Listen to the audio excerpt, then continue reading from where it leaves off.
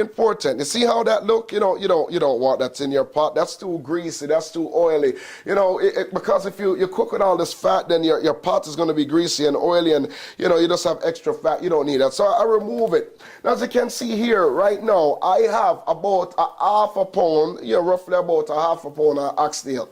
All right. So what I'm going to do now, for every half a pound, pretty much what you're working with is that we're going to apply the season. It's already cut up, so you don't really have to worry. Now, some stores don't cut it up, don't cut up the tail. You can order the tail whole, but you don't want to do that. You want to make sure that you cut up the tail. I'm going to go right ahead right now, and I'm going to put some oil in the pot.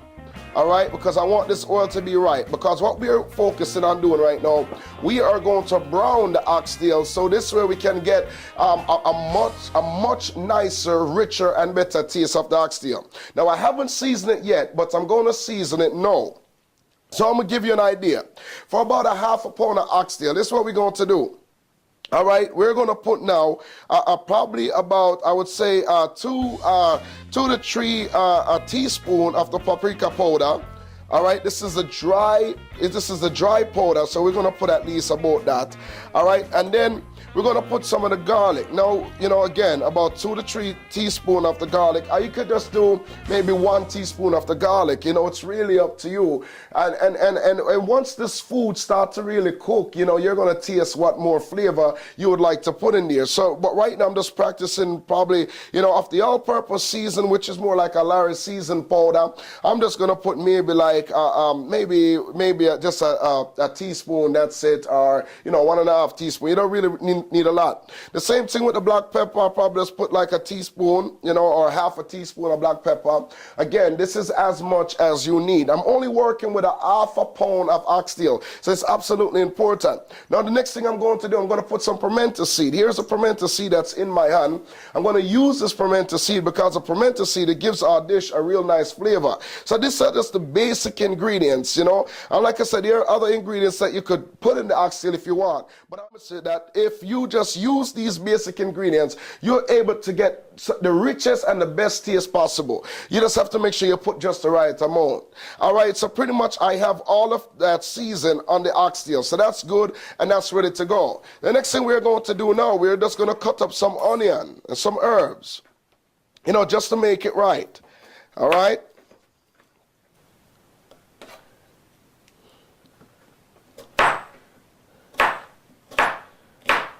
Now, as far as cutting up the onion and the herb, there is no real special way to it. I want to put a little a sweet pepper in it as well.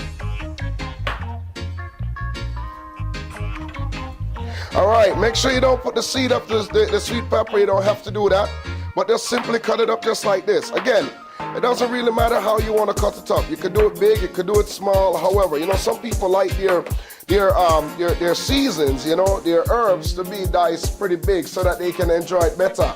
All right, I'm going to put some scallion in it, because the scallion, it works. I'm telling you, I'm already feeling that onion in my eye. You know what I say? Yeah, man. But listen, I'm cutting up some scallion, but what I like to do with the scallion, I like to wring it. I like to squeeze it. Get the juice going in it, because the scallion is really good. It's really good. You understand me? So what I'm going to do, I just kind of squeeze it up to make sure that I get the juice, and then what I do, I just simply cut it up. All right? So pretty much once you cut it up like that, you just throw it on the oxtail. That's all you have to do. This tomato cut right now. You can dice it up whichever way you like to dice it up. Work just fine.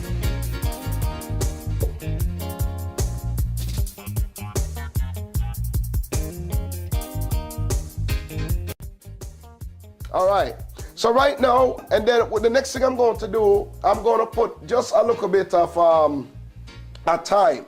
Now the thyme is very good because the thyme it's a very strong smelling herb, so you really get an opportunity to enjoy the strong smelling herb, and it just enhances the pot tremendously.